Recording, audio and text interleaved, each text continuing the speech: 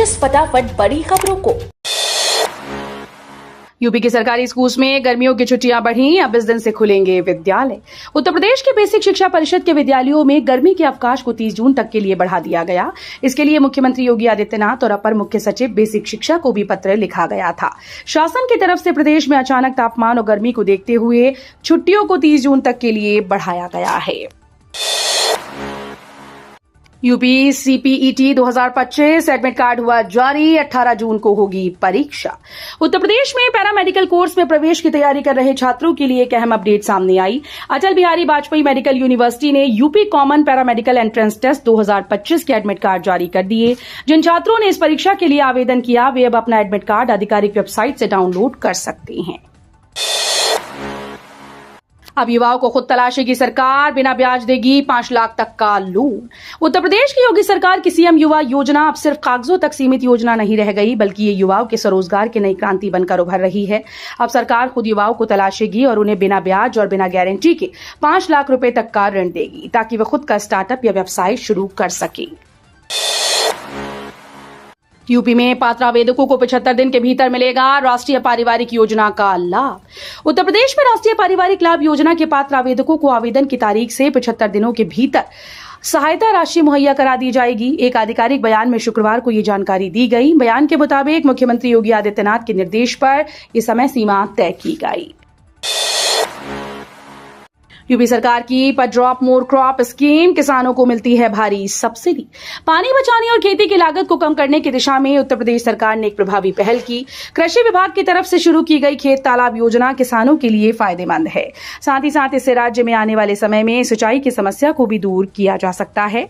राज्य सरकार की यह योजना राष्ट्रीय कृषि विकास योजना के तहत पर ड्रॉप मोर क्रॉप पर या प्रति बूंद ज्यादा फसल अभियान के तहत चलाई जा रही है। योगी सरकार की इस खास योजना से एमएसएमई इकाइयां बनेंगी चैंपियन, कवायद शुरू। योगी सरकार में पहली बार एमएसएमई इकाइयों को चैंपियन बनाया जाएगा। इसके लिए योगी सरकार खास योजना लॉन्च करने जा रही है। आपको बता दें कि इस कड़ी में उत्तर प्रदेश लघु उद्योग निगम लिमिटेड की ओर से प्रदेश सरकार के पास एमएसएमई चैंपियनशिप इनिशिएटिव का प्रस्ताव भेजा गया, जिस पर लगभग सरकार ने अपनी ओर से स्वीकृति दे दी है। असौली बादलपुर में बनेंगे 3311 केवी के बिजली घर, 32 करोड़ की लागत से निर्माण। प्राधिकरण की एसीईओ प्रेरणा सिंह ने ओएसडी अभिषेक पाठक के साथ ग्रेटर नोएडा क्षेत्र में चल रहे विद्युत कार्यों की गहन समीक्षा की।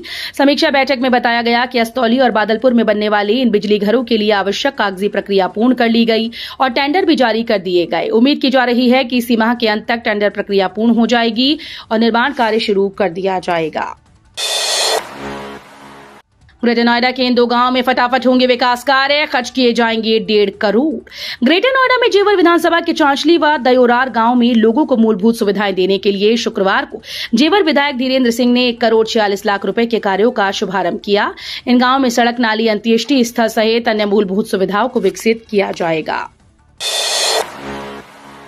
अब सीताकूप का जल ले जा सकेंगे श्रद्धालु। राम मंदिर ट्रस्ट की देखरेख में संपन्न हुआ कायाकल्प। राम जन्मभूमि परिसर में स्थित प्राचीन सीताकूप अब पूरी तरह से नवरूप में सज चुका है। वंशी पहाड़पुर के लाल पत्थरों से इसका भव्य सुंदरीकरण किया गया। राम मंदिर ट्रस्ट की देखरेख में संपन्न इस कार्य के बाद अब सीताकूप का जल रामलला के रामभोग में उपयोग किया जाएगा। एआई होटल मैनेजमेंट से लेकर वैदिक गणित तक अब स्टूडेंट्स को गोरखपुर में ही मिलेंगे फ्यूचर रेडी कोर्सेज। गोरखपुर के छात्रों के लिए बड़ी खुशखबरी है। अब उन्हें प्रोफेशनल कोर्सेज के लिए दूर दूर के बड़े शहरों का रुख करने की जरूरत नहीं रहेगी। दीनदयाल उपाध्याय गोरखपुर यूनिवर्सिटी और मदन मोहन मालवीय इंजीनियरिंग यूनिवर्सिटी में 2025-26 से कई नए और बेहतर कोर्स शुरू किए जाएंगे। 9 वर्ष बाद लाइट मेट्रो परियोजना को धरातल पर उतारने की तैयारी, अभी तक नहीं मिला है एनओसी। संगम नगरी की महत्वाकांक्षी लाइट मेट्रो परियोजना एक बार फिर से आगे बढ़ने की आस जगी है। इस संबंध में शुक्रवार को पीडीए, सेना के अफसरों, मेट्रो रेल कॉर्पोरेशन लिमिटेड और सिविल अर्बन इंजीनियरिंग व सस्टेनेबिलिटी की संयुक्त बैठक होनी है। इसमें मेट्रो कॉरिडोर संरेखण व डिपो मैप स्टेशन के लिए रक्षा विभाग की भूमि पर चर्चा की जाएगी। राम मंदिर क्षेत्र में अब नहीं होगा ऊंचे भवनों का निर्माण, मनमानी की तो खैर नहीं। रामनगरी की सांस्कृतिक गरिमा और धार्मिक महत्व को संरक्षित रखने के लिए अयोध्या विकास प्राधिकरण ने एक बड़ा निर्णय लिया। अब श्री राम जन्मभूमि मंदिर के आसपास मानक से अधिक ऊंचाई वाले भवनों का निर्माण प्रतिबंधित रहेगा। यह कदम अयोध्या मास्टर प्लान 2031 के तहत उठाया गया, जिससे अत्यधिक शहरीकरण पर नियंत्रण और मंदिर की दिव्यता को सुरक्षित रखा जा सके। यूपी के जिले में लगेगा रेल नीर व बिस्लरी का प्लांट। प्रयागराज जंक्शन समेत शहर के 9 रेलवे स्टेशन पर जल्द ही अनिवार्य रूप से रेल नीर उपलब्ध होगा। यहां हर दिन 22,000 लीटर रेल नीर की आपूर्ति की जाएगी। इसके लिए भारतीय रेलवे खानपान और पर्यटन निगम लिमिटेड द्वारा नैनी स्थित सरस्वती हाईटेक सिटी में रेल नीर पैकेज्ड पेयजल संयंत्र की स्थापना की जा रही है। नोएडा के इस इलाके में गरजा प्राधिकरण का बुलडोजर, 40,000 वर्ग मीटर जमीन अतिक्रमण मुक्त। प्राधिकरण ने यमुना के डूब क्षेत्र में अभियान चलाकर अवैध निर्माण को ध्वस्त कराया। इस दौरान करीब 40,000 वर्ग मीटर जमीन को कब्जा मुक्त कराया गया। यहां 5 पक्के निर्माण को ध्वस्त किया गया, साथ ही अवैध प्लॉटिंग के लिए की गई दीवार को ढाया। इस जमीन की कीमत करीब 6 करोड़ रुपए आंकी गई। प्लॉटिंग कर लोगों को बेची जा रही थी। प्राधिकरण अधिकारी ने बताया कि वर्क सर्कल 10 की टीम शुक्रवार को भूलेख अधिकारी व पुलिस बल के साथ मौके पर पहुंची और ध्वस्तीकरण की कार्रवाई को अंजाम दिया। दिल्ली आगरा हाईवे पर बल्लभगढ़ में बनेगा 8 लेन फ्लाईओवर, फरीदाबाद में खत्म होगा जाम। दिल्ली आगरा नेशनल हाईवे पर बल्लभगढ़ अनाज मंडी से लेकर जेसीबी कट तक प्रस्तावित 7 लेन रेलवे ओवरब्रिज अब 8 लेन का बनाया जाएगा। इस प्रकार 8 लेन के फ्लाईओवर बनाने की योजना आगरा तक की है, ताकि आने वाले वर्षों में किसी प्रकार से ट्रैफिक की समस्या न रहे। मऊ लखनऊ इंटरसिटी नई ट्रेन व कैफियत एक्सप्रेस को मऊ से चलाने की मांग।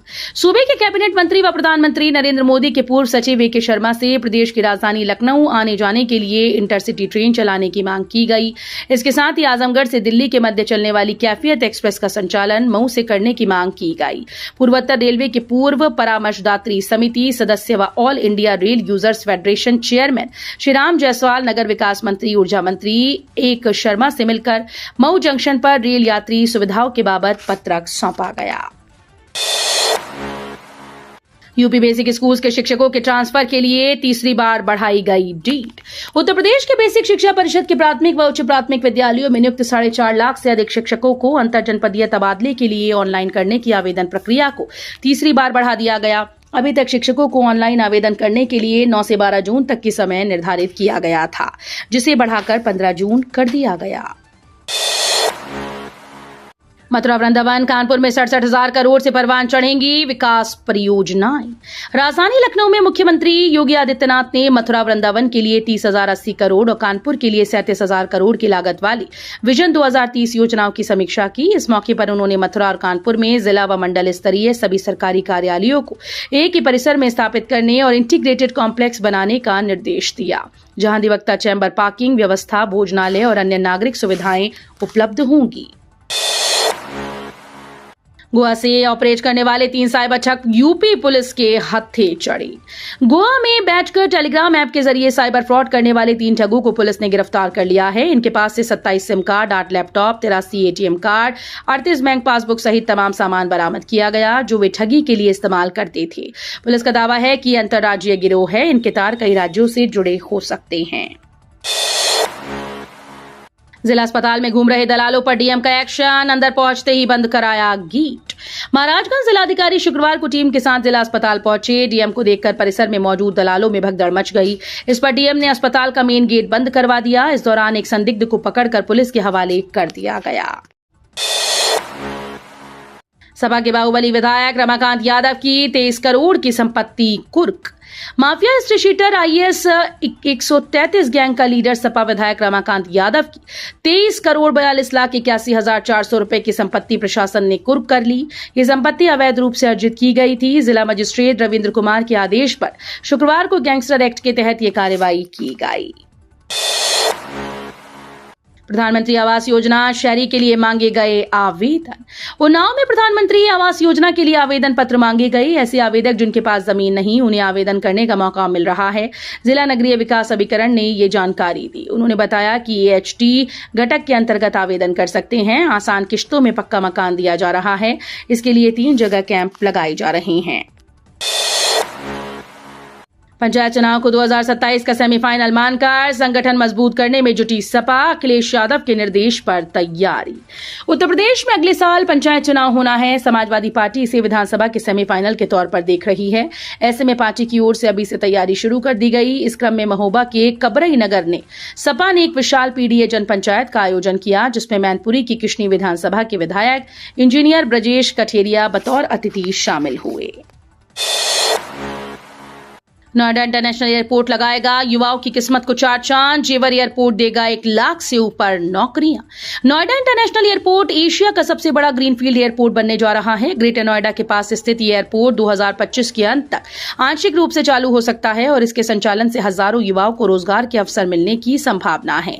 जेवर एयरपोर्ट के शुरू होते ही एविएशन, सुरक्षा, हॉस्पिटैलिटी, निर्माण और लॉजिस्टिक्स सेक्टर में लाखों नौकरियां सृजित होंगी। गाजियाबाद शहर को 15 जोन में बांटकर होगा विकास।